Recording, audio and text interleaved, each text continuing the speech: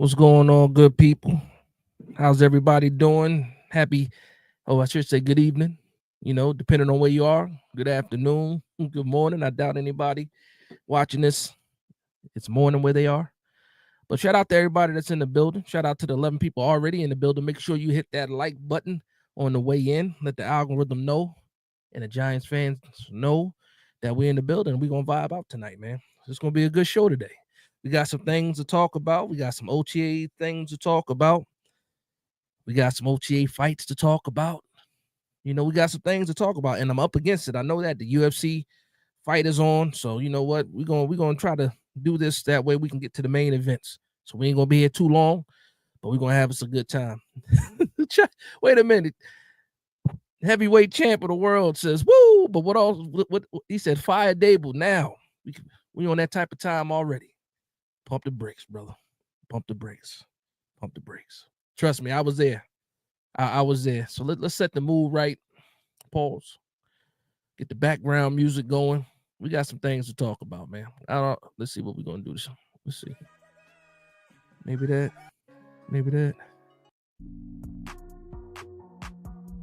Nah, we're gonna go with the classic. So how's everybody doing? Let me know if the audio's good. Let me know if the visual's good. Let me make sure you guys can hear me, see me, and all that. What's going on, Born for Sports? What's good? What's good, bro? Salute to you. Shout out to you. Working hard, brother. I see you putting in a lot of work. My man Big Blue 3 in the building. Said, yeah. DeMarco, what's going on? My man Ryan, what's going on? I was hanging out with Ryan a little bit in the chat. He had Tim from Online Big Blue on the show yesterday. That was a good show, man. Bravo to you. Mr. T was the first one in the building. Said, let's go. Shout out to Mr. T. Shout out to Mr. T. G-Man, what's going on? My man Corinne Rock in the building said, yes, sir, stay with the classic. That's a fact. Video good, audio good, perfect. Thank you very much. So first off, I want to say this, man. Again, make sure you hit that like button. Let the algorithm know we in the building. New York Giants talk. Late night Giants talk. But I want to say this first off. I want to say thank you to everybody. Thank you to everybody. I hit 8,000 subscribers earlier this week, and that's all because of you guys, man. I appreciate the love and support, the continuous love and support that you guys are showing. And again, the numbers are going up. We're on the road to 10K, and we right there. So again, salute to everybody. Salute to all of y'all. Thank you for the love and support. 8,000 subscribers in the bag, on the road to 10K. We can do that. We can absolutely do that. Let's see what else we got going on. Shout out to Luann. Luann always in the building. Shout out to Luann day one. You already know what it is. My man Ryan says, appreciate you just trying to get to where you are in your podcast and content creation career. Listen, man, I'm not even where I want to be yet, man. But again, you're doing good work, man. And guess what? You started off young too. Way younger than me. You got something good going over there, man. Salute to you. I like the way you run your show. Oh, we're gonna talk about it. That's on the program. You know how you get it. If you got kids or people that remember, you go to your kids' show. They got a program, let you know what's happening. I got the notes. The program notes is here. I got some things I want to talk about. So sometimes we get into the comments, we get off track, and we just start vibing. We still gonna vibe tonight, but we got some things to talk about, man. Especially if you were watching what I was watching this week. I told you I had to hang a hat up because the guy wasn't doing what he was supposed to be doing, wasn't getting the chances, and I took that hat down. I took it out of the rafters. I'm ready to wear it again. My man Big Blue for Life says, what's good? What's the good word? I'm letting you guys know. Listen, I'm feeling good today, too. I'm feeling good today. I'm vibing. Hit the 8,000 subscribers, so I'm good with that. Also want to say he didn't get in the building yet, but happy belated birthday to my big brother. And whenever he gets in the building, in the comment section, I'll say it again. But my big brother had a birthday this week. Salute to him. Hide is open. That's a fact. You already know what it is. Big Blue for Life said, hit that like button. That's a fact. Hit that like button. Again, let the algorithm know. And I'll say this too, man. I keep saying thank you. Like thanks to everybody out there that's watching and vibing. And I really mean thank you. This show right here, we doing this show without the big machine. There's no machine behind it. You know, there's no sponsors behind it. This is straight off the love of the New York Giants, man. And that's not a knock to anybody else, because guess what? At some point in time, I will have some sponsors. I did have a couple of people reach out, to advertise on the show, but I didn't feel like I needed to do anything like that yet. But guess what? We'll see what happens with that, though. We'll see what happens with that. That dog friend says 10K. He says, hell, we need 100K. Number one Giants channel, in my opinion. Appreciate that, man. More than you know. More than you know. So, yeah, we're going to talk about some things, and I'm getting right into it. And thank you very much, Ryan. He says, Hyatt is open. That's the first thing I wanted to talk about. And it's funny. It's funny, too, because remember, for y'all that been rocking with me for a long time now, you guys know how I felt about Hyatt. You guys know I didn't want to try to give up on Hyatt. I wavered a little bit. Now, I got to be honest. I wavered a little bit after the season because we went 2 whole seasons. This man ain't scored a touchdown. But I said, if somebody can crack the code, we got to get the best out of Hyatt. Everybody talking about we need more weapons and more weapons and more weapons. No, we need a quarterback that can get the ball to the playmakers. And with that being said, he put a couple of weeks together, didn't he? OTA week number 1, OTA week number 2. Guess who's getting the ball? Guess who's getting talked about? Mr. Jalen Hyatt. And he put out a tweet earlier this week. He says, I hold grudges. I ain't forget. Now, listen, when you make a statement like that, of course, you got to be able to back it up. Of course, you got to be able to back it up. But I think this man has a new level of confidence. He is happy with the way the quarterback room is shaping up. I saw the interview or the presser with Wan'Dale Robinson. He smiled throughout the whole presser. High praise for Russell Wilson. High praise for Jameis Winston. High praise for Jackson Dart. It is what it is, right? It is what it is. Shout out to my man Michael Rogers with the $4.99 super chat. He says salute. Said on the road to 10K on the way. That's a fact, man. Again, thank you for the love and support again. Without you guys hanging in here, vibing out, talking trash back and forth, wouldn't be no channel, man. Well, it would still be a channel, but it wouldn't be as popular as it is right now. And again, we got a long way to go. Trust me, we got a long way to go. I'm not satisfied with where this channel is. And guess what? We're going to get there, man. We're going to get there.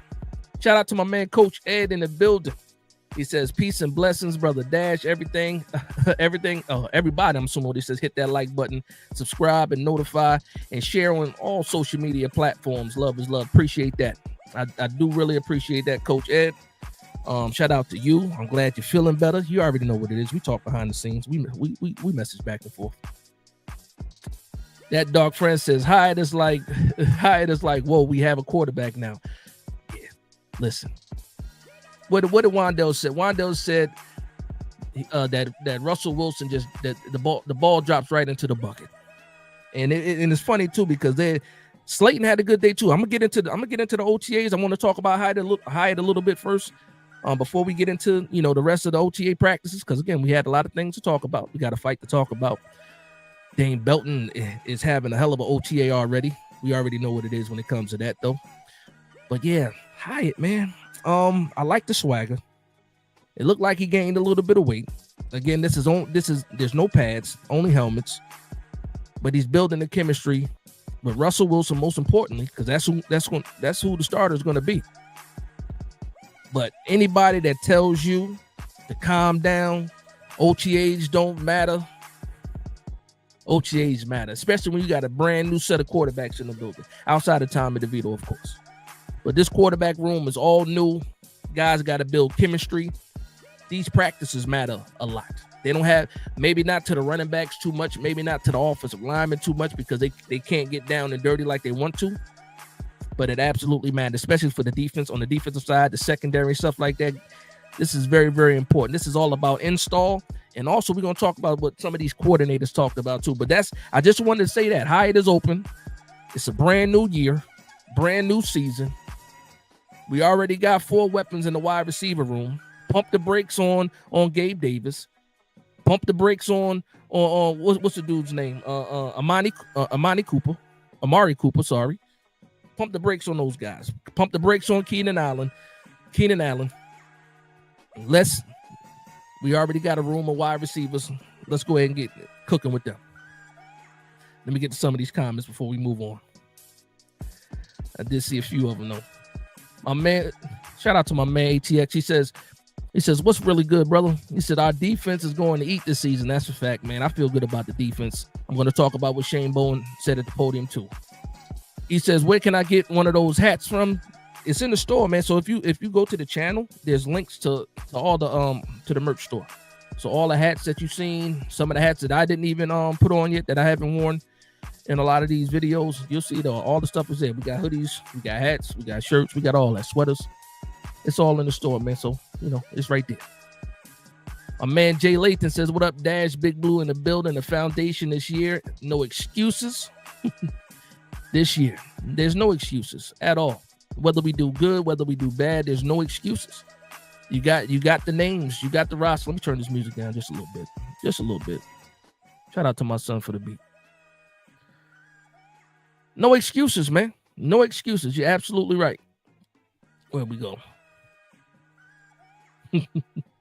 Jay also says, and Hyatt needs to eat some Wheaties or something. Now, he still need to gain some weight. It's way too many diners in the state of New Jersey for him to still be thin, but he did gain a little bit of weight. I'll say that. He did gain a little bit of weight. My man, Coach Ed said, Hyatt is open. Give him the damn ball. Keyshawn Johnson ref. That's a fact.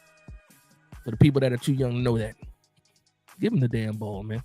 Shout out to my man, Hirsch. Said, what's up, Dad? What's going on, Hirsch? How's everybody doing, man? Deb Ellis says, people ragging on Dart already. Seriously. You know what's crazy about that, Deb? You know what's crazy about that? Last week, the boy was almost flawless in practice. And what were they saying? When we're going to see Dart sooner than we think. And then this week he had one bad practice. Not he didn't throw together a bunch of bad practice. He had, and I can't even say it was a bad practice because he did get in the end zone as well. But he did throw some interceptions. This is the perfect time to throw interceptions. The perfect time. And actually, one of those interceptions were off a pop-up. It was deflected and popped up in the air, and somebody got it. So, listen, you know how it is. This is New York. We over-exaggerate. We're dramatic. People are going to talk. It is what it is. It is what it is. You got to take the good, take the bad. You know what it is. Is this what it was? This is what you were talking about, Deb? My man says, I heard that Jackson Dart is struggling, and he threw 2 interceptions and 2 bat downs, and we skipped Sanders for him. Ooh, we are in trouble. Shaking my hands. I'm assuming this is what Deb was talking about. Shout out to Shark. Listen, pump the brakes. Calm down. Just said it. Just went over it. I see what Deb was talking about. Don't even worry about it, man. This is the time for that to happen. And again, when we drafted Dart, again, I was a big Sanders fan. I'm still a Sanders fan. He just not a New York Giant. We knew what it was when it came to Dart. The man needs some seasoning. The whole staff is head over heels for him. I saw Brandon Brown's presser. He was talking about Jackson Dart, head over heels. Love the aura. That's one thing a lot of people are saying now. They love the aura. Great teammate is what a lot of people are saying. First one in, last one out the building. All those crazy cliches. He's all of that. But he also got some talent, but he has some seasoning and some slow cooking to do. Do not force that man on the field. Don't force him on the field. My man Ryan says, can't stress enough how people don't realize how much bigger of an upgrade Russ is from Jones. I was telling my wife that today. I was actually rewatching the presser from Russell Wilson. And if I'm pretty sure everybody knows by now, my wife, Mrs. Dash, is a Pittsburgh Steelers fan. So I had the presser up, and she goes, "Oh, Russ looks good. He looks good in blue." And I'm like, "Yeah." So I was just talking to him, and she said, "You know what? Hope he does good for you guys." That's it. I can't get my wife is a diehard Steelers fan. And the crazy thing about it is this, like, I don't root for other teams, right? But I do enjoy when the Steelers win because that's her team. My wife could care less if the Giants win or lose. She is all Steelers all the time, unapologetic. Shout out to her, though. Shout out to my man Jay Ferris with the $5 super chat. He says the NYC icon Big Dash. So I'm assuming he says, I live in California and appreciate you being out there putting in time to upload for us. Buy a hat or a super chat. show the support. Shout out to my man Jay Ferris, another day one guy, always showing his love and support, man, to the channel for sure. Shout out to my man Jay Ferris again, just gifted 10 memberships to the channel. So if you got a membership, if you notice that you got a membership to the channel, go ahead and say thank you to Jay Ferris, man. Appreciate that, Jay Ferris. Appreciate you. Ryan says they react too fast, man. That's a fact.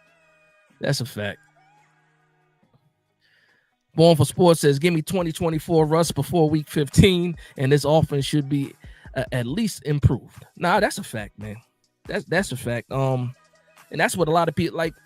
Some people might be overly confident, got super duper expectations when it comes to Russell Wilson, but a lot of us are down to earth. We understand what it is. Russell Wilson ain't the same Houdini he was, 10 years ago. We understand that. But to your point, he's still better than what we had for sure. Can he get the ball there on time? Is he actually going to throw the ball to the receiver? And guess what? In his presser, he said that the job of the quarterback is to get the ball to the receivers. Can he do that? I know he can't run around for 100 yards back and forth before he throws a deep bomb. That's not in Russ anymore. But can he play on time? My answer is yes. And if he can play on time, shout out to him. The New York Giants will be improved for sure. Shout out to Ronnie in the building. Chef Ronnie's in the building. What's going on? Ronnie? My man Black Freezy is in the building. Says, what's good, Dash? Peace to the Big Blue family. Now, if y'all don't know, shout out to my man Black Freezy, part of the Shakedown Network, Media Network. And if y'all didn't know, Black Freezy had a podcast with the Shakedown Media crew for a long time, right? Long time. The first time I ever talked football over the airwaves was on their podcast. So shout out to Black Freezy TV. Make sure you show him some love.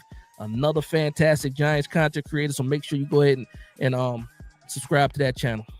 Subscribe to my man Black Freezy, and also subscribe to the Shakedown Media Network. Shout out to those guys.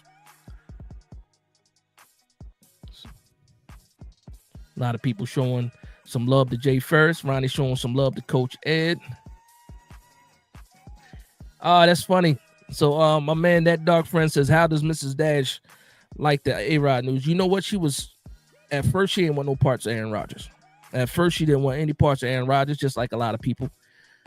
But after that long escapade, like month after month, it was either going to be Aaron Rodgers, Mason Rudolph, and then Will Howard. So by the time Aaron Rodgers signed, she's happy about it. She's ready to go. Hyatt is ready. That's a fact. What's going on? The Giant Topic, another fantastic Giants content creator. You know what? I got to start saving the links. That way I can put them in the chat. That way all these people that are not subscribed can go in and subscribe to these channels. And again, 61 people in the building right now. Make sure you hit that like button. Keep on doing what you're doing. The algorithm is working. People are joining. Shout out to my man Don Shepard in the building. Says salute to Big Dash. Mrs. Dash has enough season. That's crazy. Lil Flame, what's going up, Lil Flame? He says, Russell trying to get one more big payday. He will have a decent season for the Giants. I think the paydays is over for real, if we're being honest. I think he's chasing legacy. I think he still has a love for the game. That's why he hasn't stepped away, and he still thinks he can play football. And the funny thing is, everybody's so quick to rush him out the door. I said the perfect season for me is if I don't see Jackson Dart at all this season. And if I don't see Jackson Dart at all this season, that means the New York Giants are winning games and Russell Wilson is doing good. Trust me. I care more about the New York Giants winning than I care about seeing Jackson Dart. I understand he's the future franchise quarterback. But right now in 2025, it's about Russell Wilson leading the New York Giants to the promised land. That's it. When Jackson Dart gets here, when he gets here. That's how I feel about it. Now, I say that with the same breath. If Russ is horrible, go ahead and throw Jackson Dart in there. It is what it is. It's about luxuries, whether you have it or not. Do you have the luxury to do it? Do you have it?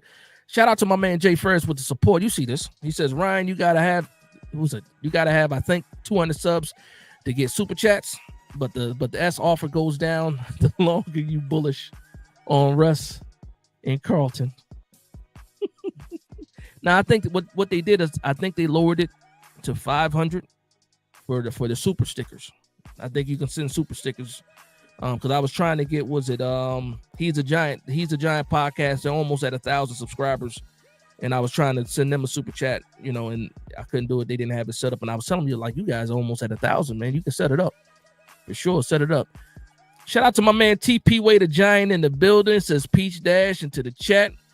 What's the word? We talking about the OTAs. We talking about a couple things. I just talked about Hyatt and how people got to shut up now because Hyatt should be ready to go this year. Fingers crossed, toes crossed, all that. Hyatt is open.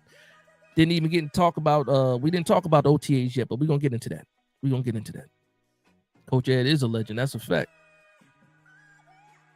All right, we're going to get into these topics. I swear, we're just doing a rundown. There's a lot of people in the building want to show some love. You know how we do here. We show love. We show love to everybody that's in the chat. That's a fact. So what we got here? Ryan's Big Blue Podcast. He says, who's your favorite Giant of all time? Dash. Now, I'll say this. When you say who's my favorite, it's not saying who's the best Giant of all time. It's who's my favorite Giant of all time. My favorite Giant of all time is Carl Banks. That's the first New York Giant I ever met. I was in 4th grade when I met Carl Banks. In 4th grade, they had a field trip to Giant Stadium. I'm saying Giant Stadium, and I'm talking about way back in the day when the Giants had the carpet with the concrete, the AstroTurf, and at the center field there was the state of New Jersey. That's how long ago we talking. A 4th grade field trip. So, but yeah, the first Giant I ever met was Carl Banks. Carl Banks is my favorite player. My first year playing Pop Warner football in 5th grade, I wore the number 58 for Carl Banks. And that's all facts, no lies. Absolutely. Man, KC Smooth says, am I the only one hoping Russ is good enough to get 2 years? I don't know how likely that is, though. I'll say this, man. Just hope for the 1 year. Just hope for the 1 year. Obviously, the plan is to obviously get the Jackson Dart at some point in time. I would love to get the Jackson Dart in 2026. Without that, because you want to know who this guy is before it's time to re-up. You know what I mean? And he got to play. But if people are thinking about bringing Russ back for a second year, again, that means that the New York Giants did a fantastic job, and Russ let us. That's it. OKC Donald says another Dash Giant Saturday family reunion. That's a fact. I'm glad you said that too, because it feels like a family reunion. Because we all in the building, everybody knows each other. We all vibe. We all comment back and forth. We talk to each other. And that's the type of vibe I'm looking for, man. Luann says, I hope we won't be let down this season. I don't want our season over in October. That's what listen, and you're right to feel that way. Because year after year after year, we get into last year our season was over before Halloween last year. The year before that, it's pretty much the same thing. So yeah, you're right to feel that way. Won't Stop Dream Team Entertainment says, Dash, what's going on? Won't Stop. Coach Ed getting some love again. Luann says, I want to start my channel last year, but didn't get around to it yet. What are you waiting for, Luann? What are you waiting for? What are you waiting for? Get your microphone. Hop on camera. That's what it is. I'll be here to support you if you do. 100%. My man Demir says, what new Giant addition will make the biggest impact? That's a great question. Now, what I will say is this. I'm going to leave, most obviously, the number one answer is quarterback. So I'm going to leave quarterback off the table. What new Giant addition will make the biggest impact? I think the free agents that we added and the rookie that we added to the defensive line is going to probably make the biggest impact. Also, Carter, what we did with the defensive front, I think is going to make the biggest impact for the New York Giants. I didn't want to talk about the quarterback because that's like the number one, but outside of that is Darius Alexander, it's Ledbetter, it's the Mr. with the 3 names, was that Roy Thomas Jackson Jr., Davis Sr., whatever his name is. I'm never going to remember that man's name, and I do apologize for that. It's crazy. It's like a mental block. I can't remember his name. But that's what it is. It's a defensive line, defensive front. That's what I think is going to be the biggest impact. When you think about it, nothing else really changed. Yes, we got Javon Holland in the secondary. Yes, we have Post and Adebo. Those guys are right under the defensive line, in my opinion, because you can't do anything if you can't stop the run. What good is having fantastic safeties and cornerbacks when it's 3rd and 3, 3rd and 2, 3rd and short? It's about being able to stop the run on the early downs. That's what I think the biggest impact is going to be. Now that's a fact. Jay Ferris, let it be known. Lots of great content creators worth checking out in the chat. That's a fact. That's a fact. I'm assuming you're saying Jeremy Shock is your favorite. Jay Ferris, you said Terrell Thomas. Did I miss something, or are you saying Terrell Thomas is your favorite, or is that the first person you met, first giant you met? I'm curious.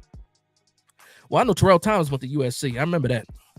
His career was cut short too, man. Bad knees, but he was good for us for that short amount of time he was here.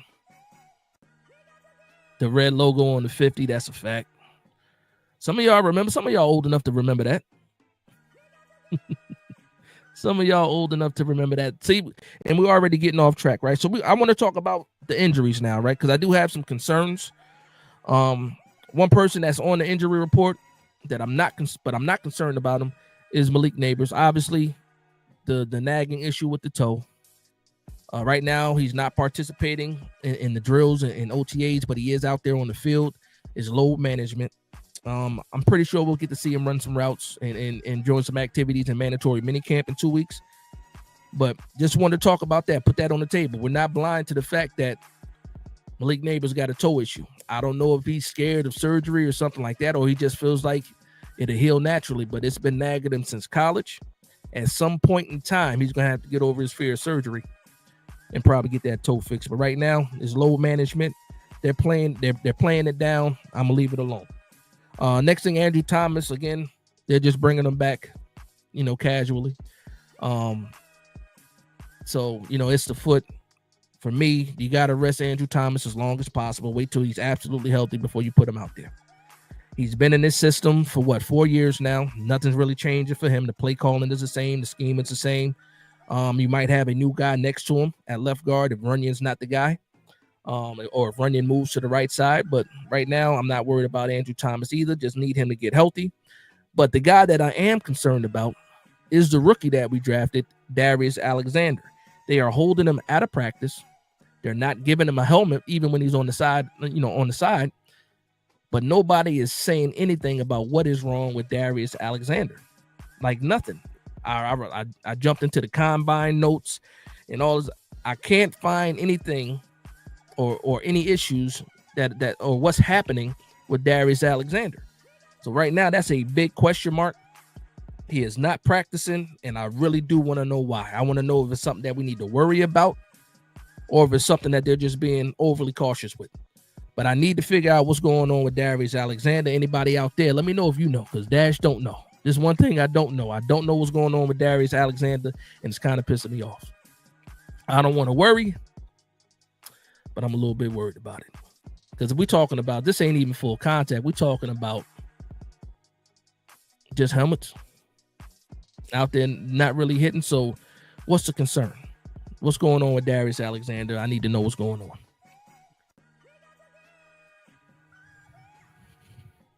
Shout out to my man Mellow Trades in the building. Says, what's good, Big Dash? He says, Big Blue Nation, we here. That's a fact. That's a fact. Mellow Trades also says it has to be Holland as far as the biggest impact. Again, and I'm not going to argue against that because that's a great point, and I do agree with you.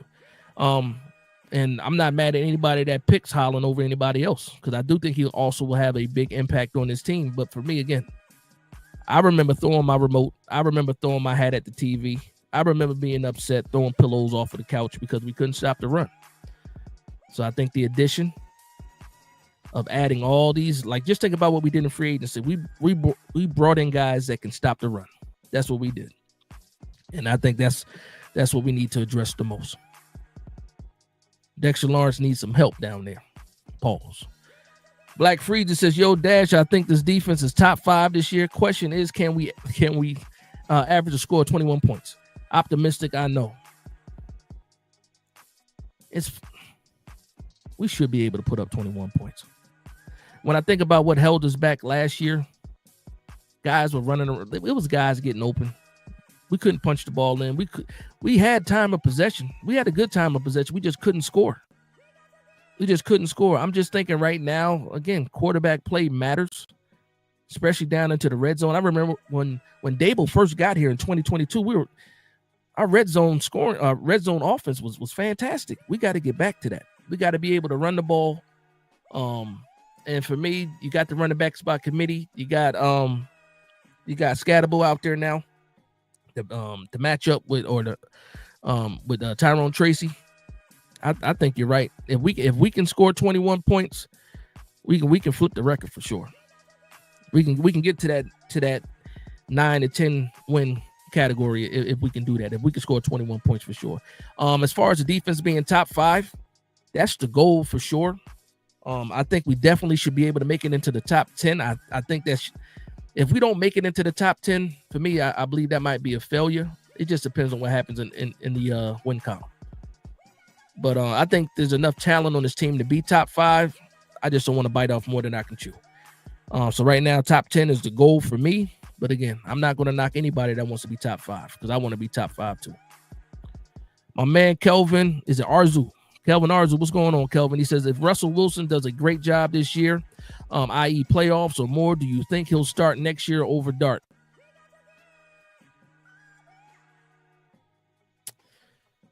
I think what we have, it all depends on Dart and his development. That's what matters because again, we don't have any money on the books for Russell Wilson in 2026. And yes, we should have enough cap space to sign him if he does do well. But I think of this situation kind of like what Kansas City did with what was his name, Alex Smith. Even though they went to the playoffs, they moved on to Patrick Mahomes.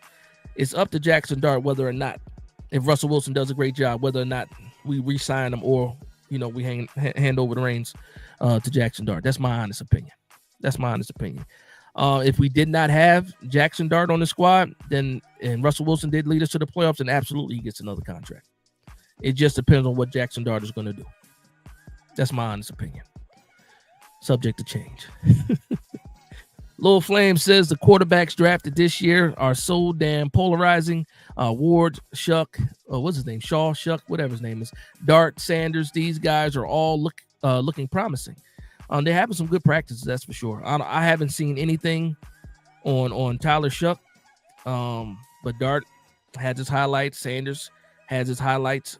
Hate him or love him. Ward has been throwing some darts. We've seen those highlights as well. So, yeah, and it's crazy, too, because they called it a down quarterback class, but we'll see what happens because a lot of these guys are possibly going to start. Ward definitely going to start. They're talking about Tyler Shuck starting, which I don't think that should happen. But, again, it is what it is. And Sanders is on an uphill battle, but he's looking like the best quarterback they got over there. So, we'll see what happens. My man Jay Ferris says Phil Simms was amazing because he was from a school in the middle of nowhere. What was that? Moorhead, right? That's where he went, Moorhead. He said, what's that? Corn-fed white boy. That's crazy. Showed up cocky AF and balled a bit while battling the media. Now, listen, Phil Simms did not have it easy when he got here. He got benched and everything. He earned everything he got. That's for sure. And shout out to Sneaky G, man. That's Sneaky G man's favorite player. I think that's Sneaky G man's favorite player is Phil Simms. That's another Giants content creator y'all guys should check out too. Shout out to Sneaky G. My man Sean Jackson says, Dash, our New York Giants won their last Super Bowl in the state of Indiana. Dable clinched 22 Giants playoffs by beating the Colts and beating the Colts in 2024 saved Dave's job. What's up with Indiana and New York? I don't know, man, but I don't like Indiana right now. I don't like the Pacers. And they won that first game. And Halliburton is pissing me off too, man. Because, I mean, shout out to Halliburton again. But I don't like him. Man. I don't know what's going on with Indiana. Indiana can kick rocks. But as long as we can win, I'm good with that. My man Jay Lathan says, do you think Cordell Flott will pass Banks on the jet? Listen, hold on. See, this is what happened when I get sidetracked. We got talking points I want to get to. And that's one of them. So let's move on to the next talking point. So we're going to talk about the OTAs. The first thing I want to talk about is the fight. I want to talk about the Royal Rumble. I want to talk about the defensive line or the edge room getting into it with the offensive line. And for those that don't know, I'll give you the breakdown of what happened as far as the fight goes. You had Brian Burns getting into it with James Hudson. That's a free agent we just signed from the Cleveland Browns. They got into it, took their helmets off, and square up. Team broke it up. They went to the sideline, and then you had Kayvon Thibodeau and Jermaine Illuminor get into it to the point where James Hudson felt like he needed to step in, got into it with Tibbs, and then Brian Burns came back out there, and it turned out to a full-on scuffle. Nobody was hurt. That's the most important thing. Keep your helmets on. That's second, and stop throwing fists when other people got helmets on, or just don't throw fists at all, man. At the end of the day, you can grab. You can push, you can shove, you can grab face masks and stuff like that. All that stuff is cool. You can wrestle a little bit too. But let's not throw no punches. Half you guys' hands is wrapped up anyway, and nobody's really getting hurt. Okay, with that being said, let's move on and talk about these OTAs. I'm going to jump around a little bit too, since you already talked about Cordell Flott. So the news from Thursday's practice was that Cordell Flott was running with the ones. He was running with the first group opposite of Polson and Debo. And obviously everybody's like, what's going on with Tay Banks? What's going on with Tay Banks? Cordell Flott got reps with the ones. The week prior to that, Tay Banks was in his spot with the ones.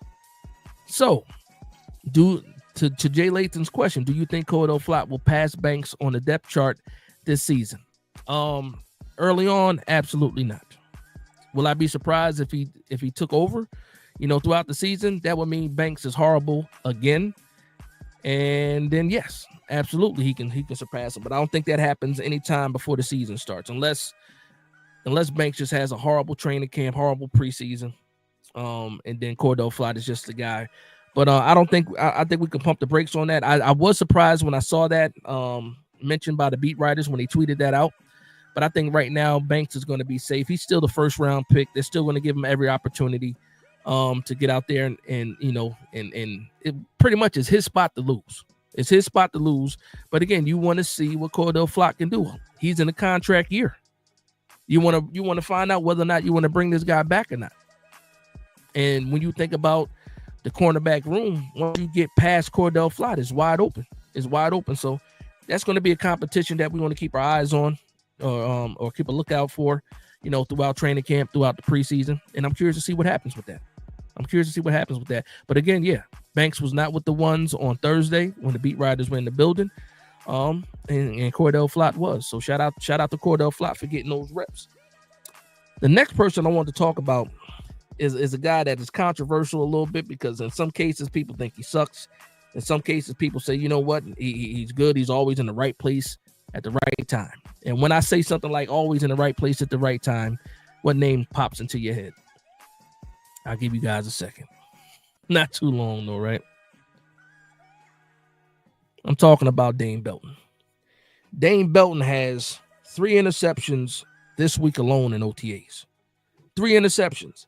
And unlike some of his known interceptions throughout the season, being in the right place at the right time, an overthrown ball, a batted ball, something like that, he's actually jumping routes in practice. So what that tells me is he has a better understanding of the defense, but also he has a better understanding of the route scheme, of what the offense is doing. And for me, I love it. I wish he would have did it a little bit sooner, but I love it because right now he's not cracking the starting lineup. But it's good to have him a quality depth piece at safety. He's still going to be the third safety, but if you're making plays like that in practice, the coach is going to trust you more. Maybe if they want a 3 safety look or something like that, they're more obligated to do it because they trust Belton even more. So shout out to Dane Belton for being consistent. Shout out to him for growing within the system and getting it down, because again, he's not just in the right place at the right time. He is jumping routes. Two of the interceptions that he had this week were jumping routes, and he took them to the house. So shout out to Dane Belton for that. And the funny thing is, I forget who threw the ball on Thursday. Sometimes they don't. Sometimes they say it. Sometimes they don't. But when the media is in the building, you never know who threw the interception. They just tell you, "Oh, this guy got an interception." but Dane Belton is out there cooking. And I love it. I love it. Shout out to Dane Belton. My man Dope Dez. Shout out to Dope Dez. He says Big Dash, the old guard position is like the quarterback room. Quarterback room, who do you think is gonna make it? I did it way too early, 53. I think it's going to be pretty much the same though.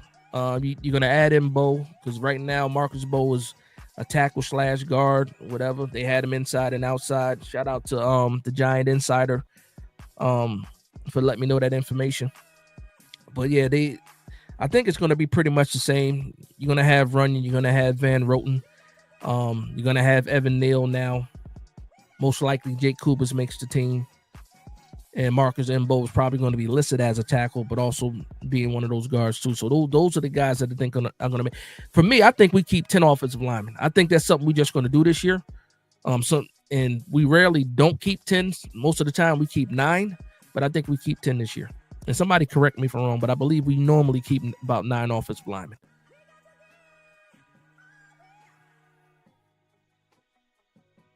My man Black Freezy says the quarterback change will help the O-line as a whole holistically on mamas.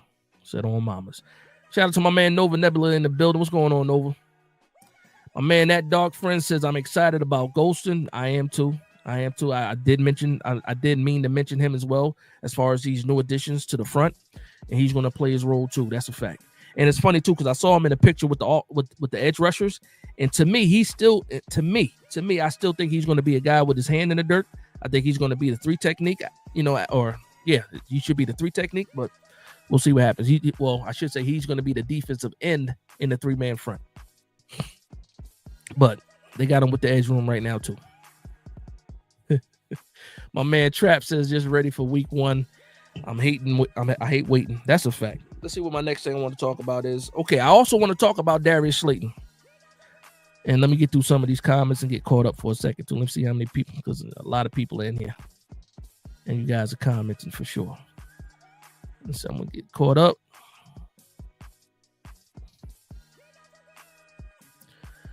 My man Kashif says surprise potential breakout candidate on the team this year. I'm going to pose that to the chat as well. Surprise potential breakout. Surprise.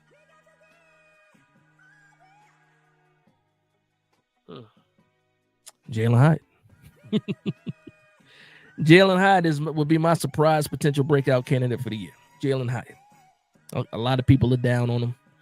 Not saying that he's going to have some outrageous stats for the season, but potential breakout, just the word potential and then breakout, I'm going to say Jalen Hyatt. Let me know what you guys think in the comment section. That's a great question, Kashif. So anybody else that wants to answer that question, go ahead and do that. Shout out to my man D-Dan in the building. My man Tyrone Hall. What's going on, Tyrone, in the building? My man TP Way had to see. So I want them to battle it out. I don't want the CB2 spot to be given to Banks, who wants it more. I appreciate that. I respect that as well. But you already know what it is. You know what it is. How do the Giants do it? They give certain players the chance to lose their spot. To lose it. It's going to be that guy. It's going to be Banks' job to lose. And yeah, that's where I'm at with it. But I'm with you. Shouldn't be given to him at all. It says pushes Banks because he's clearly more talented. I mean, that's not a question. That's not a question at all. That's valid for sure. That's valid. And Banks has been putting in the work. And I did want to talk about that. Because Shane Bone was at the podium, and they asked him about Tay Banks before the practice, before we found out that he wasn't with the first team. But he said one thing that he noticed about Tay Banks is that Tay Banks is locked in this year. He's asking more questions in the position room and more questions in the defensive team room. And the kid is hungry. That's what that tells me. If he's asking more questions and he's being more detailed when he's asking questions, that means he's taking it seriously. Hopefully he's taking all the criticism, because he's got criticism from the fans. Hopefully he's taking all that seriously. And the crazy thing is he looked like a monster out there. He put on muscle. I don't know how that's going to affect his speed or anything like that, but he looks like a linebacker out there. So hopefully it doesn't slow him down. Hopefully all that works together, and he gets better. My man TD Might is talking about Dane Belton. He has a knack for getting the ball. A guy like that will always have a spot. That's a fact. That's a fact. That's a fact. Luann says, we have to let the team gel, so I will not have high expectations. It will be a wait and see. Now, I appreciate you saying that, Luann. I appreciate you saying that. I'm going to tell you something I'll tell you how I feel about it. I am tired of waiting and seeing. Now, ultimately, we have no choice. We got to wait and see. So I'm not arguing against what you're saying. I'm just saying, for me, I'm tired of the waiting and seeing. These guys need the ball this year. This year. What T.I. say? Expeditiously. Shout out to my man C. Sanders in the building. Said, well, yo, what up, Dash? What's going on, C? My man Sean B5 says, praying for a breakout Hyatt year. Want the kid to succeed bad. I do too, man. I'm rooting for the kid, man. I'm rooting for the kid. It's a win-win for me too, because if he does better, that means the New York Giants are doing better. All right, let's see. Giant Topic says, I'm excited to see the season Slayton and Hyatt will have with Russ at quarterback. If Slayton can get 700 yards regularly with Jones, no reason he can't hit 1,000 yards. Thank you for saying that. Hyatt will be in the end zone finally. That's the thing right there. I need a Hyatt touchdown. I need a couple of those things this year, for sure. For sure. C. Sanders says, when Neighbors comes back, what happens to Hyatt? He moves down the depth chart. Exactly what should happen. Neighbors is Neighbors. It is what it is. It is what it is. But guess what? He has shown that he can make some plays. He's trying to build that trust back with the coaches, and that's what he's doing right now. This is an important time for Hyatt, especially with Neighbors being out. And you know what's crazy about that? Maybe everything happens for a reason. Maybe they're holding Neighbors back because, you know what? God is on Hyatt's side. They want to see this kid succeed. He need to get some reps. People were speaking badly on him. If he can start to turn it around, get into these practices, make some plays, score some touchdowns, guess what? People start thinking maybe we can save Hyatt. And maybe we don't have to go outside looking for somebody and pay some money, signing some guy spend money that we really don't have anyway. My man Black Freezy's brought up Theo Johnson / Hyatt, potential breakout candidates. I like that. Theo Johnson, for me, I'm a sucker when it comes to tight ends, man. Because why? Because of Eli Manning. Eli Manning always had a solid tight end to throw to. May not have been a household name, but Eli used his tight ends. We got some guys that I think are good enough to contribute. Theo Johnson being one of those guys, Daniel Bellinger being another one of those guys, the rookie that we just picked up. There's some potential in that tight end room. We need to utilize the tight end rooms for sure. My man Chris D says Slayton was always versus cornerback ones most of his career, so he'll be burning CB2s like nothing. I agree with that. I can't remember who said it now. The Giant Topic, when he says Slayton should hit 1,000 yards. Yeah. And I think if Slayton's able to get 1,000 yards, I think a lot of people will calm down about the New York Giants not having enough weapons. And that's going to be one of my questions. I'm going to ask that question now. We're going to get to the answers later. I put out a video. I said, do the New York Giants have enough weapons? And when I say that, I'm talking about the wide receivers, the tight ends, and the running backs. Everybody in the building listening, I need an answer from you guys. You can say yes or no. You can have a detailed answer too. I don't care. Put it in the comment section. Do the New York Giants have enough weapons in your opinion? There's no wrong answers. Go ahead. I just want to see. I want to take the temperature in the room and know what people are thinking. And again, shout out to the 84 people in the building. Make sure you hit that like button. That's something that I'm not tracking right now. TP Way also says surprise potential breakout is Elijah Chapman. I got Elijah Chapman on the bubble, TP, if I'm being honest. We brought some guys in here. We drafted some guys. Well, we drafted one guy as well. I don't know. And I'm a fan of Elijah Chapman, too. I hope he makes this team. I'm just not sure. I'm just not sure. I don't want to speak too much on it. I want him to make the team, but yeah, we added some dogs to the front, to the defensive line. So we'll see what happens. But I'm hoping that this guy makes the team for sure. My man C. Sanders says defense is going to be amazing this year. Thoughts? We talked about it. We talked about it a little bit not too long ago. My man Black Freezy says he had high hopes and he's looking, he has expectations of top five of a top 5 defense. Me, I have expectations and wants for a top 10 defense. I want to be top 5 for sure, but I'm saying right now for me, I want top 10 first. I want to get to the top 10 before I get to the top 5. No, would love to be the top 5, but for me, I wouldn't be surprised at the end of the season if the New York Giants had a top 10 defense for sure. In a few categories, maybe not overall top 10, but hopefully in a few categories. Hopefully one of those categories of points given up. Hopefully we ain't giving up touchdowns like that. My man, Food Stamp Slum. I believe that might have been the first time I've read this name. So, Mr. Food Stamp Slum, if you are not subscribed to the channel and you're a New York Giants fan, go ahead and do that. Even if you're not a New York Giants fan, make sure you go ahead and show that support and love, man. And hit that subscribe button.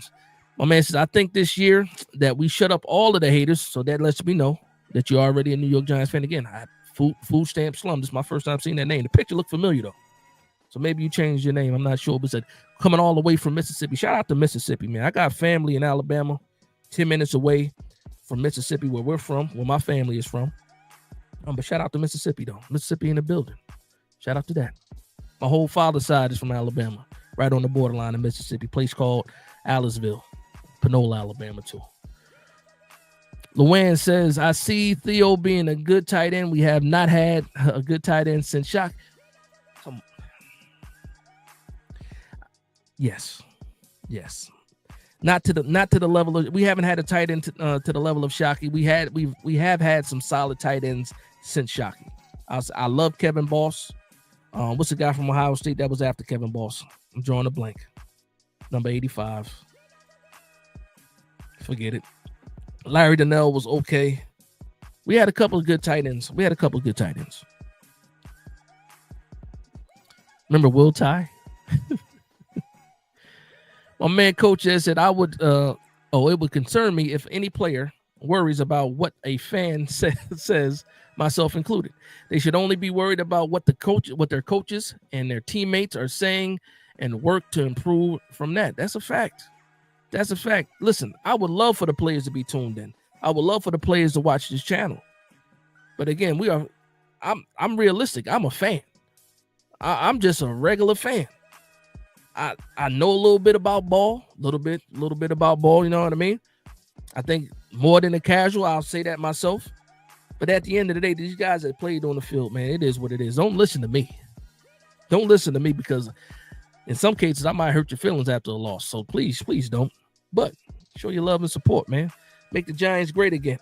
And if anybody on the New York Giants happens to run across this page at any point in time, I would love to see one of these hats on the field. Somebody. Shameless plug. My man Dope Des says, Big Dash, you think they're shopping high? Pittsburgh lost a wide receiver. Just joking. Anything's possible. Anything's possible. I would hate for that to happen before we got a chance to see him do his thing. But anything's possible. I wouldn't say that's impossible. I know you said just joking. You actually you just took me to a dark place though, Dope Des. I wasn't thinking like that. Like you showcase Hyatt and then you trade him. I don't want to think about that, Dope Des. I don't want to think about that, man. Shout out to Dope Des in the building. My man Jay Lathan said, put some respect on Slayton's name. That's a fact, because a lot of people are being disrespectful. Listen, Slayton was in my doghouse for a while too, but I have to put some respect on his name, because you know what?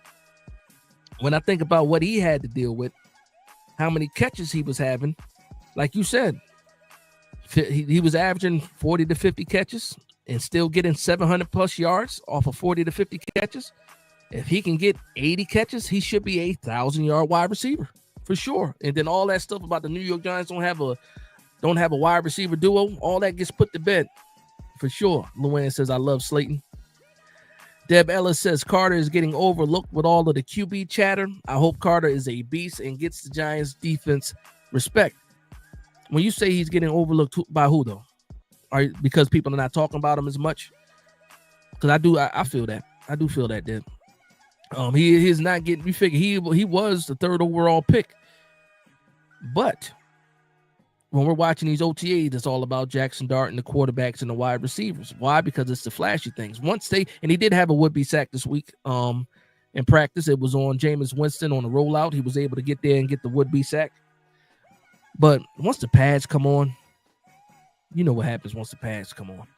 That's when the defense really gets to go after, the offense. So, I'll sit back and just wait a little bit. But shout out to Deb for that. My man Sean Jackson says, Big Dash, I've been hearing Evan Neal has been getting work at guard with the left side at offensive guard next to Thomas. He says help him. Oh, sorry. Let me start again. With the left side at offensive guard next to Thomas, help him more, or Neal at right guard next to Luminor. That's a great question. That was one of the talking points too, but we're gonna go right to that, right? So last week, Evan Neal ran with the 2s at left guard. This week he ran with the 1s at left guard. So as much as I hate the musical chairs, you guys know it. When it comes to the offensive line, I hate the musical chairs. They're still trying to figure things out. The situation with Evan Neal is a little bit different because thinking about who's in front of him. You got a 30. How old is Van Roten now? Was he 37, 36, 37 years old, something like that? So they want Neal to work out at guard. Let's be honest. We all know that. They want Neal to work out at guard. They're going to give him every opportunity to be the guard, to be the starting guard. It's just up to him. Now, as far as playing him on the left side or the right side, last year when Runyon got here, remember, he started on the right side. He was the right guard. Illuminor was the left guard. Runyon wanted to play right guard. So it's not a surprise to me that they put Evan Neal on the left side. I think they want to be able to put him next to Andrew Thomas because guess what? Him next, you don't have to worry about too many things when you have a solid left tackle next to you. Now, Illuminor is fantastic in his own right at right tackle, but I think that's what the plan is. The plan is to have Evan Neal play next to Andrew Thomas and try to solidify the left side of the line, for years to come. Again, this is a contract year for Evan Neal, so we'll see what happens with that. But I think that's why they put him on the left side instead of the right side. To me, I would have put him on the right side next to Illuminor because you already had Runyon that played left guard for almost the entire year. Once everybody's healthy, because Runyon is still being held out right now too. Once everybody is healthy, once we get into mini camp, hopefully everybody's healthy then. But definitely by training camp, we'll have a clear idea of what's going on there. But I think it's by design that they put Neal at left guard. Dev says yes on the weapons. TP says we have enough weapons. Yes, from Corinne. Side guy, Brad, what's going on, side guy? He says yes if injuries are minimal. Okay, my man Ryan says 100% have enough weapons just to utilize them. We are how far behind them? I'm almost 9 minutes behind in these comment sections. So I'm gonna tell you this right now. I do apologize. I did ask for those answers, but I got to get through these comments to get caught up. So I'm gonna skip through some of these comments. And again, if you really want your point to get across, go ahead and copy and paste it again. And I swear I get to it. Let me get all the way to the bottom, and then I'm gonna work my way back up to the top. My man Giant Topic says if Hyatt and Neal can turn their careers around and have a good year this year, Lord help us. Also, you got to add John Michael Schmitz to that as well. Jake Ballard, thank you, Mr. Knight. Jake Ballard, that was his name. Mark, I forgot about Marcellus Bennett. That 1 year, that's one guy that got away because he was definitely a crutch for Eli Manning. I hate to say a crutch for Eli Manning, but he was utilized heavy. Marcellus Bennett. For that 1 year we had him. But Jake Ballard, that's the guy I was talking about after Kevin Boss, Jake Ballard.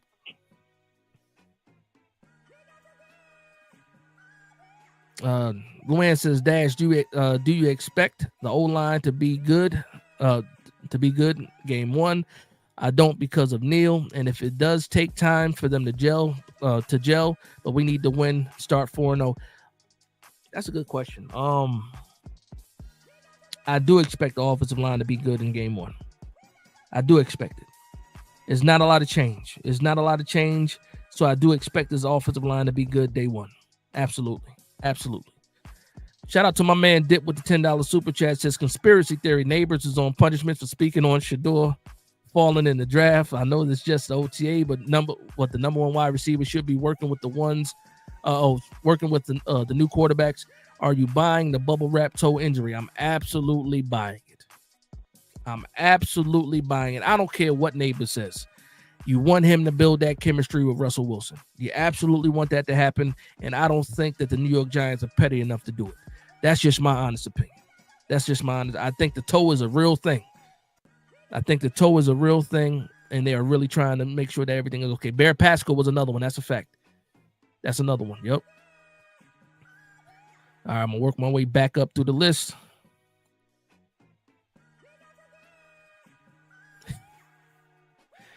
Oh, boy. All right, we're going to do this, TP. Shout out to my man, TP Way. And shout out to my man, Sneaky G. Sneaky G did a couple of lives this week where we actually ranked our top 20, and it ended up turning into a top 25 New York Giants modern day from 1986 to present. And what TP wants to talk about is the Victor Cruz versus Odell Beckham rankings. So, and I didn't see Friday's show.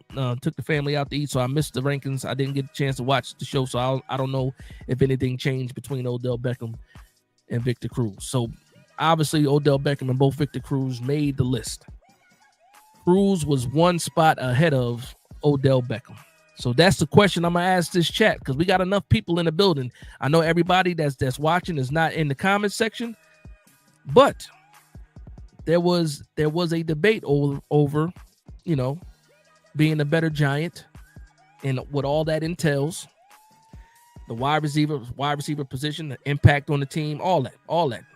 For me, I think Super Bowls matter a little bit more for a lot of people. Odell Beckham's impact, which is undeniable what Odell Beckham did.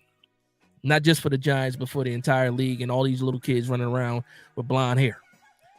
But I want to know with the chat, who you putting in front of who? Odell, is it Cruz before Odell or Odell before Cruz?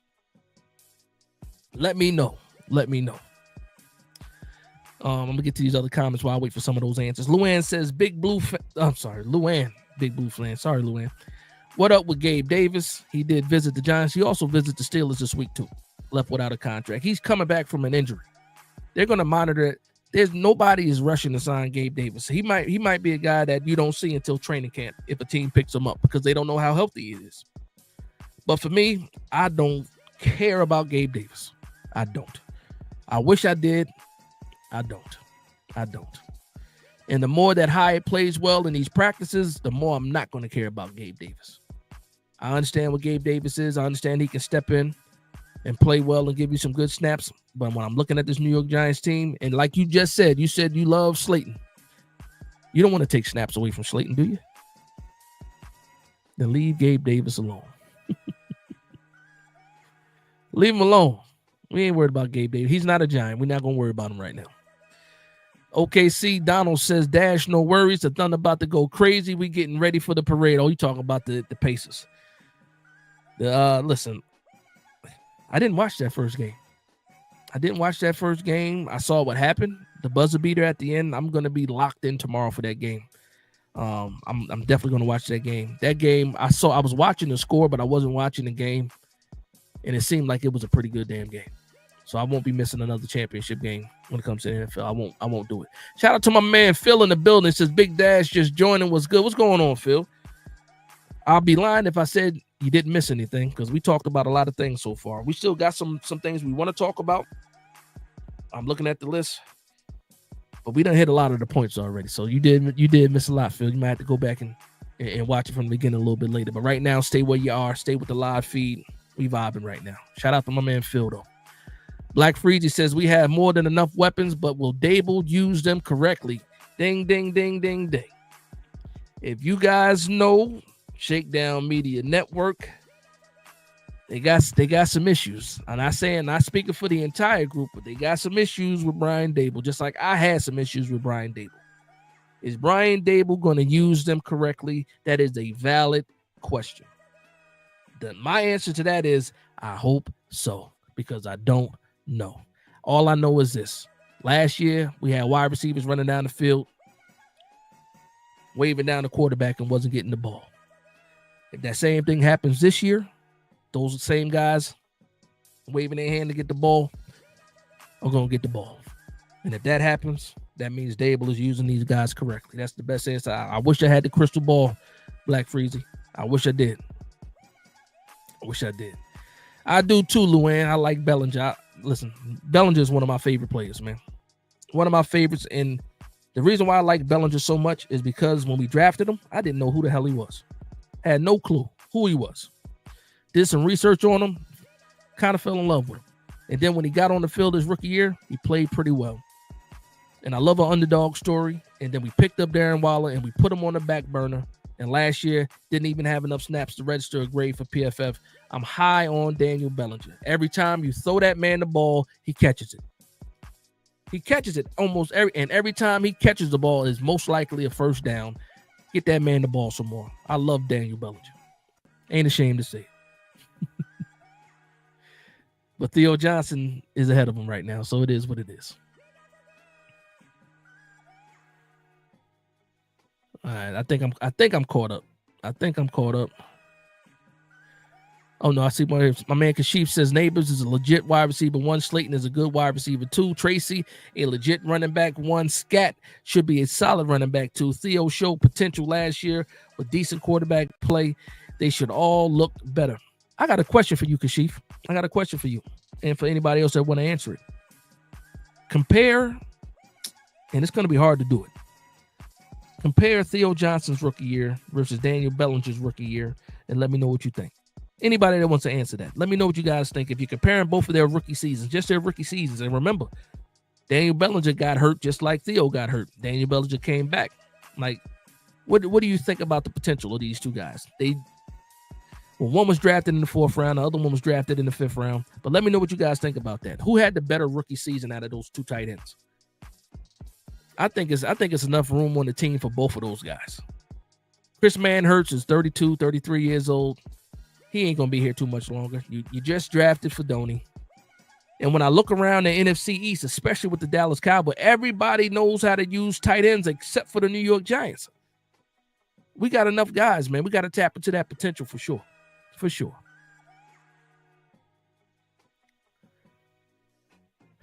OKC says, I think the defense will be top 15 just because of Bowen. We'll get to 15 or better just off talent. Bowen is trash. We're going to talk about Bowen too. That's one of the last things on my list of things to talk about is going to be Shane Bowen. He actually is the last thing I wanted to talk about. Because we talked about Darius Slayton. We talked about Dane Belton. We talked about the fight. We talked about the offensive line shuffle. And one thing I want to talk about too right now too before we get some more comments is, and we talked about it a little bit earlier. We talked about Jackson Dart a little bit earlier. Shout out to my man Cop Pizzle. Cop Pizzle put out a tweet and basically said that don't even worry about Russell Wilson. It's all about Jackson Dart. And I responded to him. I said, pump the brakes. You got to let Dart develop. And I used the GIF or the GIF, whatever you want to use. It was Denzel Washington slamming the door in somebody's face. So that was me, figuratively, slamming the door in Cop Pizzle's face with love, because Cop Pizzle is my guy.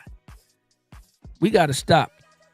We got to stop with this forcing Dart on the field so early. But he did come back and say, it's the New York Giants. You know doggone well they're going to force that kid on the field too early. And it's like he's kind of right. Like, it's not even that he's kind of right. We do force people on the field early. We did it with Eli. We did it with Daniel Jones. I'm just saying, in this right now, for me, Jackson Dart is not Eli Manning. He's not. He's not ready to. He went to Ole Miss like Eli. He broke some of Eli's records, but he is not Eli. Some things are good that he's not Eli, because Eli definitely can't run the ball like Jackson Dart is, and definitely can't dance like Jackson Dart can dance. Because Jackson Dart got some aura. I will say that he does have some aura, but he needs, like I keep saying it, I feel like I sound like a broken record. Let him develop. Put him on the back burner. For the people that know how to cook, shout out to Chef Ronnie. Some things need to simmer slow.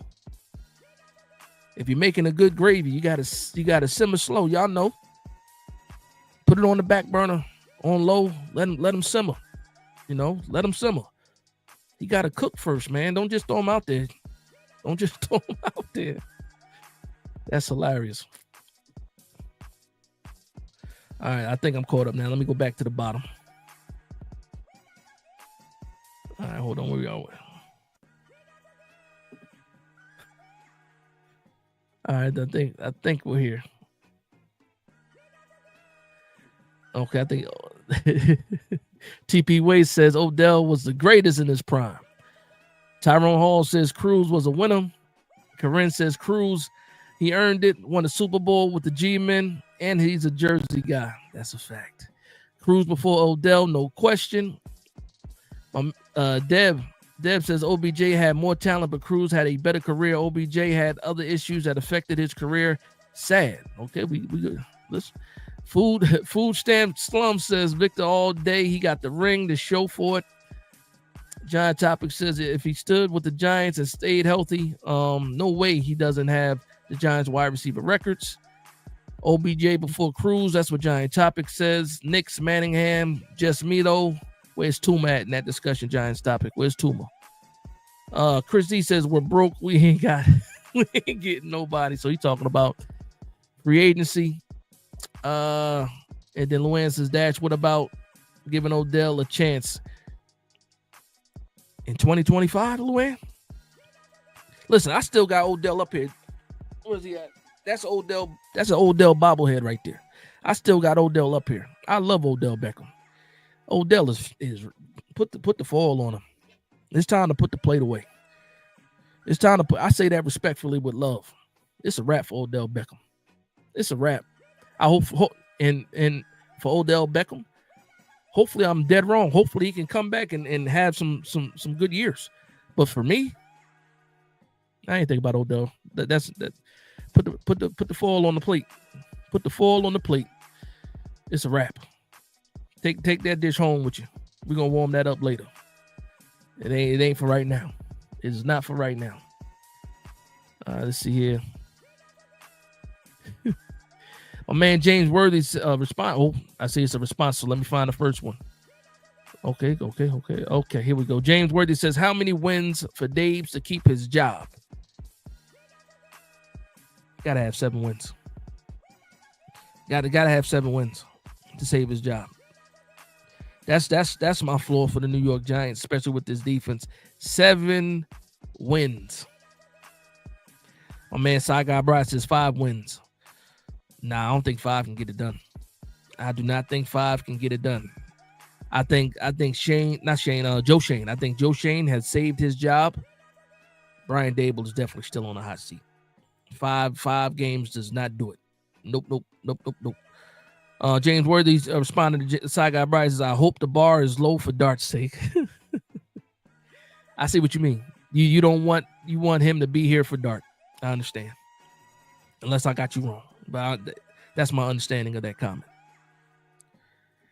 My man JJ the King says, as much as I love Cruz, but OBJ brung a bigger impact to the Giants, I'll put OBJ over Cruz. But all around Giant, a great locker room guy, always on his best behavior, and don't act like a diva is Cruz. That's a fact. It's definitely a conversation that people can have. As far as what I'm seeing in the chat, the Cruz has it. Hey, TP, wait, Cruz got it, man. As far as what I'm reading in the chat so far. There is a lot of Odell Beckham love and support here, but as far as what I'm reading, I'm not done reading. Cruz got it right there. Coach Ed says, I'm 10 times better a DC than Bowen and 25 times better a head coach than Dable. I'm not joking either. I'm very serious. Shout out to Coach Ed. Coach Ed got 40 years of coaching experience. That's my coach right there. Shout out to Coach Ed. Dope Dad says, Big Dash, you just pointed out the problem with Brian Dable. He doesn't use the tight ends. He's more gimmicky. He used the tight ends to block. I'll say that much. But I'll say this though. I'll say this when it comes to Brian Dable and what his history with the Giants is. We have to take into consideration what he was dealing with. When he got here, again, Daniel Jones had success in 2022, right? Success. We went to the playoffs. 15 touchdowns is not a success. Under 4,000 yards is not a success. Obviously, I'm not. It is what it is. But he had to simplify that offense in order to succeed, in order for the New York Giants, to make that run in 2022. He doesn't have to do that with Russell Wilson. So this is going to be one of those years where hopefully we see the real Brian Daboll. Hopefully what we have been seeing is not the real Brian Daboll. Hopefully what we see with Russ is the real Brian Daboll. And I don't know what that looks like right now. So we'll see what happens. Coach A is still a better coach, though. Where we at?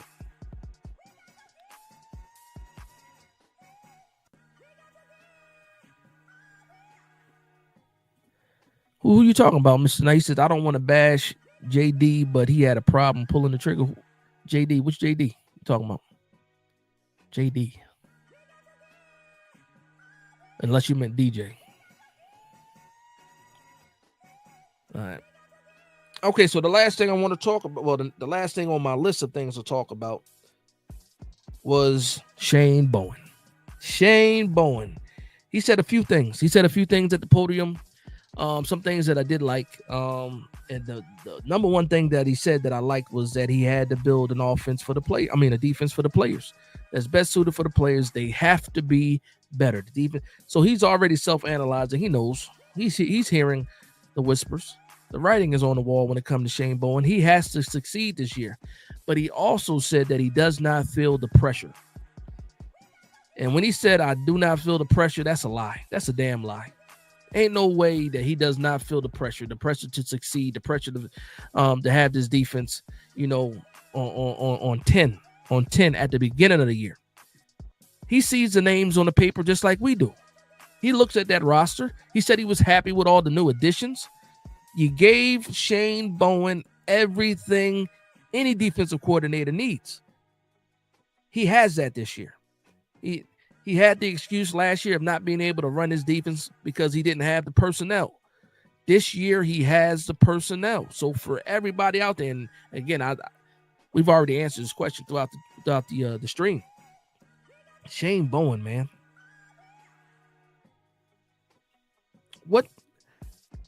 What saves Shane Bowen? How much leash does Shane Bowen has? If the New York Giants come out week 1 against the Commanders, and that defense looks bad,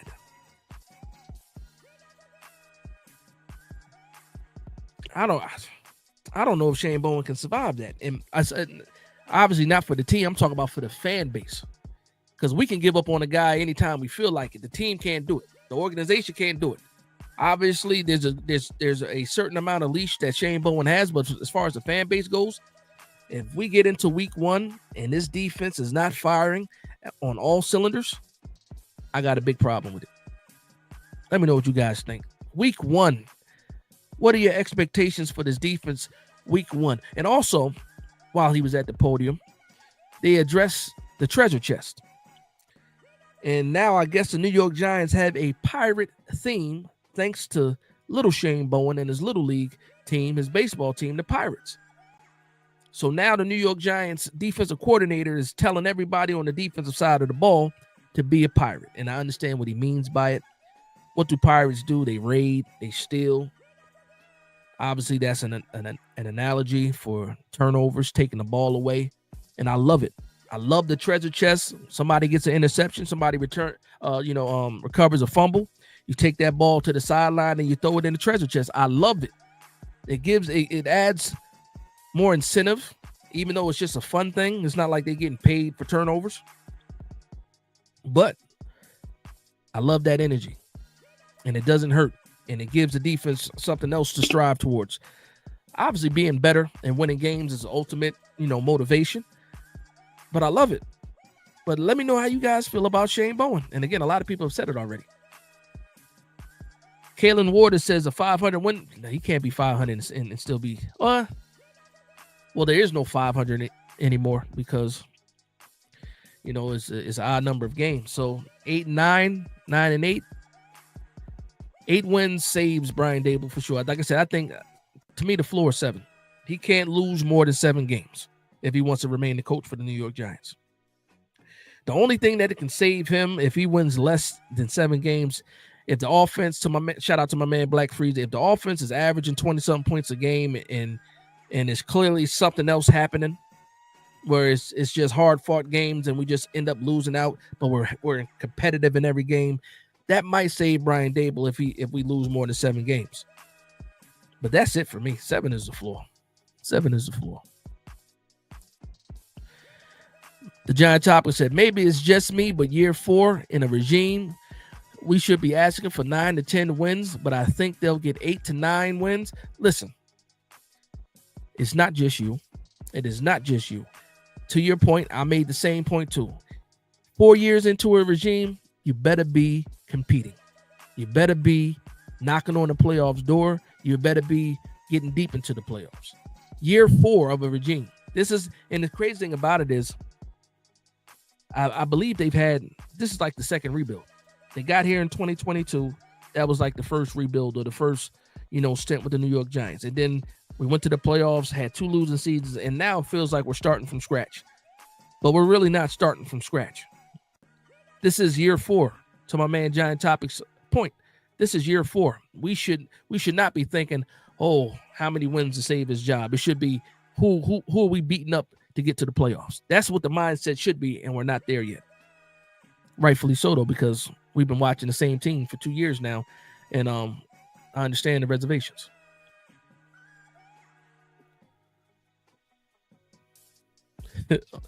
Odell is washed. Listen, we're going to keep it respectful, but we know what it is. We know what it is. 2 years, like in 2022, I wanted Odell. I wanted Odell in 2022. Where did he go? He came back, then he went to Miami. I forget where. No, he went to the Ravens, and he went to Miami. Odell ain't Odell no more. You know what it is. You know what it is. My man TP Wade says, I'm not gonna lie, Cruz had it in my chat too, so I guess I have to go back to the drawing board. Listen, it's one spot though. It's literally one spot. You ain't got nothing to worry about. And again, it depends. It depends. Like for the people that were, I never got a chance to see Odell live all those games. I was living on the West Coast. I didn't see Odell play live. Didn't see none of them games. I wish I would have got a chance to see some of those games. I just was living life, doing things. So for the people that actually got a chance to see him live, again, I watched every game, of course. Studied all the tape, of course. But it was a different feeling in the building. And I know, TP, you've been to a bunch of games, so I understand. I absolutely understand. Okay, you did talk about DJ. Okay, all right. I figured that's what you meant. Because at first I said JD. I'm like, who's it? But DJ makes sense. Shout out to my man R0B in the building. Says, yo, my guy, Big Day. What's going on, R0B? Where you been, R0? I've been missing out on the spaces and everything. I know you're busy, though. I know you're busy. Shout out to you. Hopefully everything is good over there for you and the family. Everybody healthy. Well, yeah, I ain't seen you in a while, brother. I ain't seen you in a while. Shout out to you, though, man. And again, for those people that don't know, another fantastic Giants content creator, R0B, also does his gaming thing as well. He's all over the place. Twitch, YouTube, all that. Make sure you go subscribe to R0B. Shout out to my man Rob, man. Luann says, I wish we could take Spags away from Case. I wish, listen, I don't wish for a lot of things. That is absolutely something that I would wish for sure. Dope Dad says, Big Dash, defense only looks bad if the offense can't score. Yeah, I agree with that. My man, Beloved Mercenary, he says, it's a fact the team underutilizes its talent as far as bringing out the best characteristics in the players. Yes, we have not been using these guys to the best ability. Absolutely not. And again, a lot of that had to do with some of I guess, the bad quarterback play. Inconsistent quarterback play. Saga, bro, I saw your comment, man. We're not going to do all that now. We know the Pirates do a lot of things, but I'm not going to highlight that. Good Lord. I want the Pirates that fight, Pirates that steal treasure. We're going to leave it at that. We know, yeah, Pirates have a dark history. I understand. We're going to leave that alone, though. That's crazy, Saga. Dope Dead says, I don't blame Shea Bowen. Offense was terrible. No rest for the D. That is a fact, too. They played a bigger role. That played a big role in the defense as well. Dog tired. You know, the times that you did get a turnover or, you know, you did force the punt, offense wasn't doing nothing with it. You're absolutely right. And at some point in time, the defense just folds, man. They spend a lot of time on the field. Last year, yeah, a little bit. Some people might argue that because, again, the offense did have some good time of possession. They just couldn't score points, too. But there were a lot of 3-and-outs as well mixed into that. Deb Ellis says, you in Jersey, Daz. That's where I'm from. That's not where I'm at right now. I've been on the West Coast for a long time now. I've been all over the place. Vegas, California, Arizona. But I was born and raised in New Jersey, for sure. Shout out to Vauxhall, New Jersey. Shout out to the 908 Union County. Shout out to all of Jersey. Shout out to New York, too. There you go, TP. You got somebody else talking about Odell. There you go. Odell for me, but Cruz is too. That's a fact. My man Rob says, I haven't been hosting really, man. Big Dads, we got to chop it up on some Giants soon, man. Next time you go live. That's a fact, man. Listen, like I said, you know what's crazy?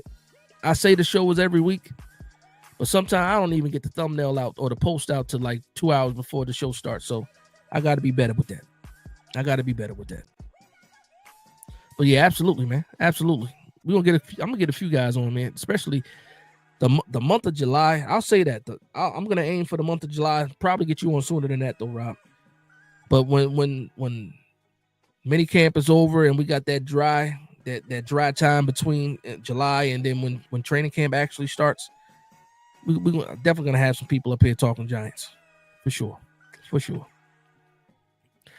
JJ the King says, I expect our defense to at least finally stop the run. Plus, I expect Darius Alexander to start next to Big Dex. I expect him to start as well.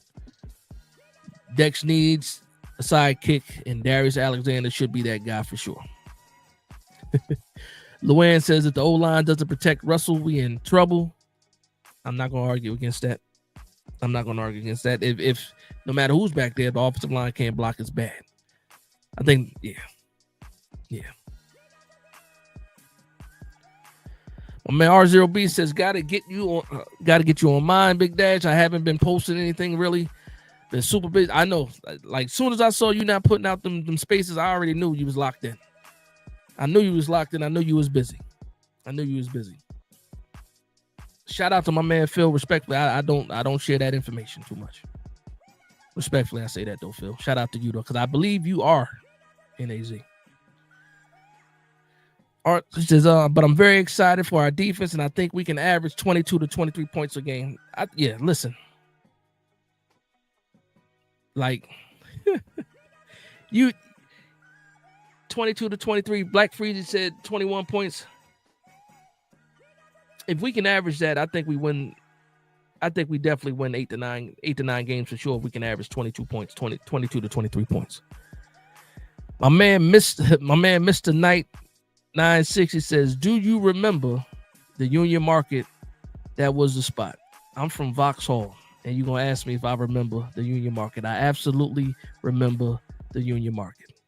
Spent my whole childhood at the Union Market. The Union Market has been long gone and is now a Home Depot. The Union Market was my whole damn childhood, brother. For sure. It was probably, listen, yeah, don't get me started on the Union Market, man. I'll take a trip down memory lane for sure. My man Kalen Warder says front seven is Thibodeau, Golston, Lawrence, Brian Burns, Okereke, Carter, and Phillips. That sound about right to me. So you don't have McFadden starting, and I'm not mad at that either. I'm not mad at that. He'll get some run though.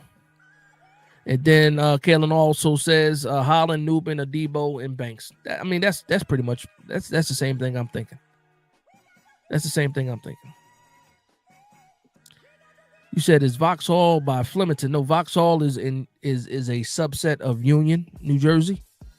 I will say Vauxhall is back in the day. Vauxhall was the black section of Union. You know, back when they had redlining and all that other stuff. That's Vauxhall. It's between Union, Springfield, Millburn, and Maplewood. That's what we're surrounded by. That's where Vauxhall is.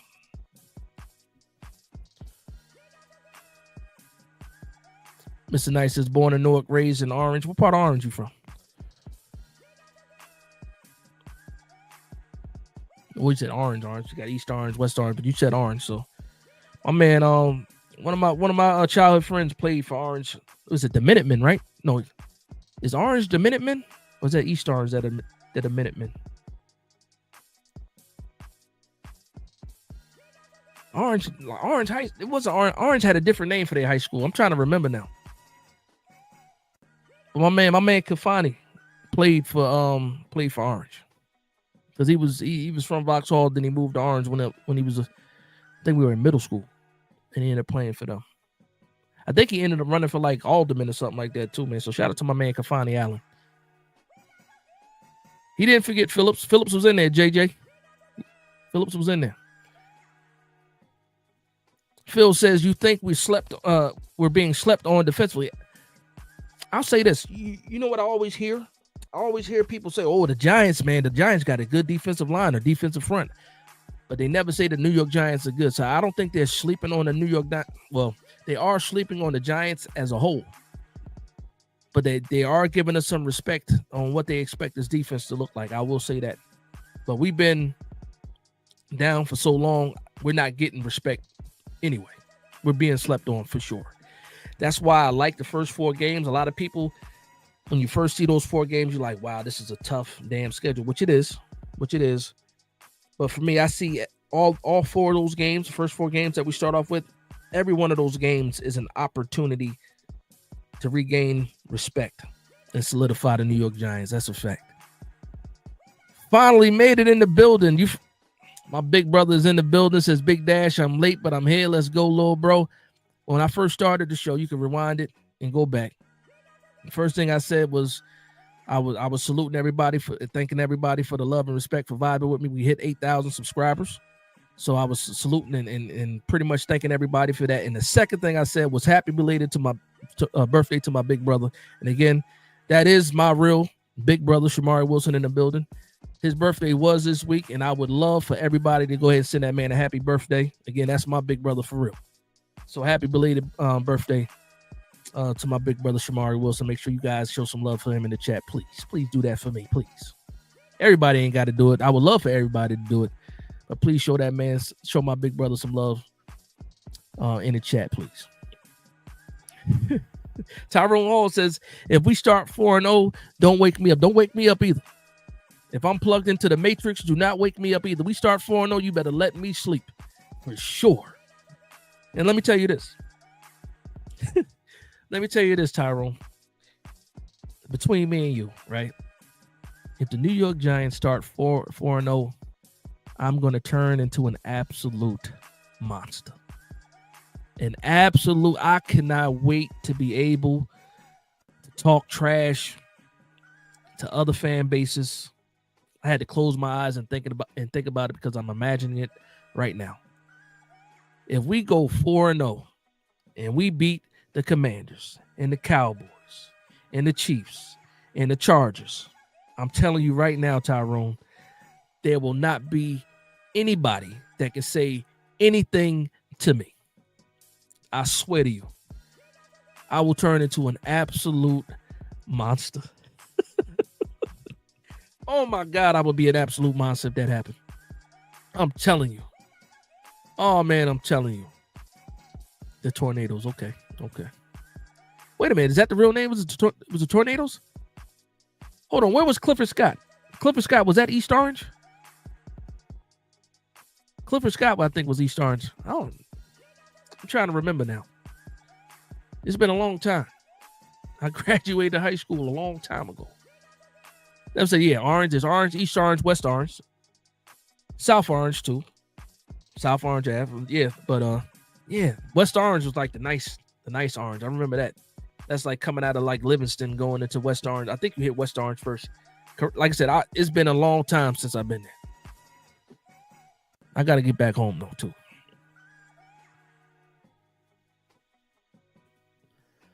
Shout out to thank you for showing my big brother some love. Said appreciate you, fam. I love you, fam. Keep grinding. Love you too, big bro. Love you too, man. Ask my brother about the Union Market.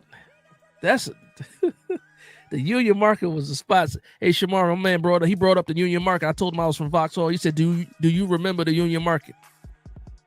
Yeah. Union Market. I said Union Market was our childhood, man. It was our childhood. The Union Market. Good Lord, man. I wish. Thanks to everybody saying happy birthday to my big brother. I appreciate that. Shout out to my man Steven Arce in the building. Says Chiefs do start slow. Just saying 4-0, 3-1 is possible. Listen, Steve, you already know, Steve. You've been rocking with me for a while, Steve. If we 4-0, even if we're 3-1, listen. That's the fact. That's what it was. Clippers got in had because it was they had one team was the Minutemen and the other one I can't remember. I know we beat them though. I know we beat them. My year, I think we lost. My senior year, the only team who beat us that year? Elizabeth beat us. And freaking Westside beat us. We should have beat Westside. I think Elizabeth went on to play in the championship too against Montclair. My man, big brother said, we grew up there. Listen, we lived around the corner from the market, like literally around the corner from the Union Market, right down the street. For real. JJ says, I want all the smoke if we go 4-0. Listen, I want everything. Give me 4-0. Listen, 4-0 and beating those 4 teams. If we can beat those 4 teams, I know we got the Eagles. We got the Eagles, not back-to-back weeks, but we got them. We got a 1 week, then team, and then them again. If we go 4-0, we could probably start the season 7-2, probably. Elizabeth was always good too. I mean, we got over the hump because Plainfield used to beat us too, and then we beat Plainfield my senior year. Probably one of my best games ever. Tyrone says, Dash, I'm cracking up. I'm with you. I'm telling you, man. It's different. 4-0 is different, man. Shout out to the 73 people still in the building, man. We are an hour and a half in here. We're going to wrap this thing up soon. Listen, it's been a fantastic show, too. I appreciate everybody for vibing with me. Again, we're on the road to 10K, just hit 8K, and it's all because of you guys, man. Thanks to everybody. You guys come to these lives, we chop it up, and you guys make the show. In all honesty, you guys really do make the show. I do have some talking points, but for the most part, I'm running through the chat. I'm talking to you guys, seeing what's on your mind, taking the temperature in the room, and that's how, I like to run this show. Again, it's called Late Night Giants Talk, not just Big Dash is talking. I'm talking to you guys. See what my big brother said. He said the Union Market was legendary from the food court to the original game room. That's a fact. With the football game in the middle. Yeah. With the rollerball control in the middle. Yeah, you done sent my brother down memory lane. He going off now. He done went down memory lane. I do remember the arcade. When Street Fighter first came out. I'm giving away my age. Street Fighter first came out. When Mortal Kombat first came out. Listen. You go to the market and be there for 6 hours, man. Especially back in the day, we ain't had no cell phones. Especially me. My older brother, like he a little bit older than me. I'll say that. I ain't gonna give his age away, but he a little bit older than me. I used to ride my bike to the Union Market and be there for like 4 hours. No lie. 4 hours. And the food court was legendary. The 88 town car is crazy. The 88, shout out to my grandfather, man, Omega Wiggins. Rest in peace with the 88 town car. That's a fact. The rag top. We come from good beginnings though, big bro. We come from good beginnings. We had some fun in that house, man. I can't think of a name. I think that's what, Dash, what position did you play? I played running back and I played linebacker. 2 ways. Running back and linebacker. Senior year, I was number 4. Again, my best game, it was against the Plainfield 2-touchdown game. Almost got an interception that game too. Shout out. It was a Saturday game too. I hated that part because it wasn't under the lights. Jersey played those Saturday games in the middle of the afternoon, but that was like the first time we beat Plainfield probably like in 3 years. My senior year, because we lost to Plainfield my junior year, yeah. But yeah, I was a running back and a linebacker for sure. Again, shout out to Carl Banks for that.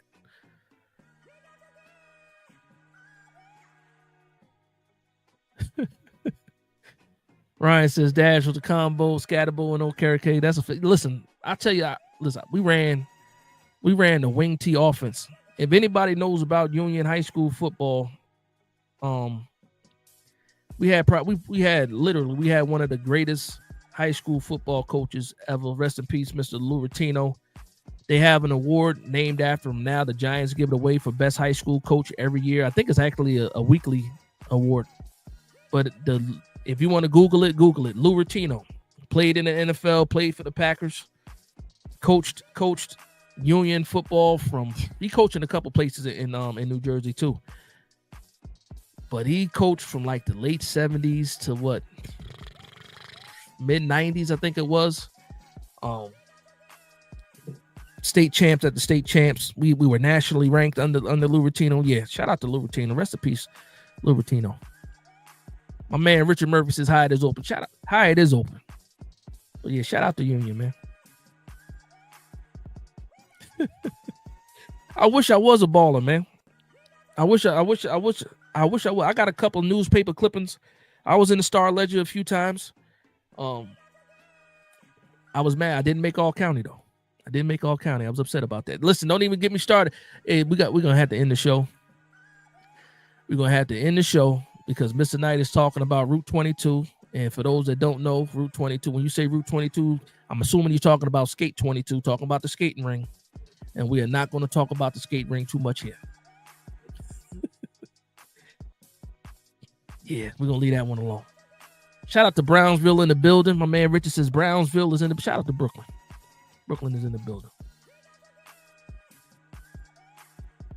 Now we're going down memory lane. It's time to wrap this thing up though. Again, I want to thank everybody that's in here still. I'm gonna get to a couple more comments and then we're gonna wrap this show up. And again, I just want to say it, man. I started the Late Night Giants talk right before this past season started, and slowly, not even slowly, the channel has been growing off it, building relationships with everybody that's here faithfully for sure. Not just the people that are here during the lives, but also the people that are, watching the regular videos too. But I'm going to talk about this live though. I named it Late Night Giants Talk for a reason.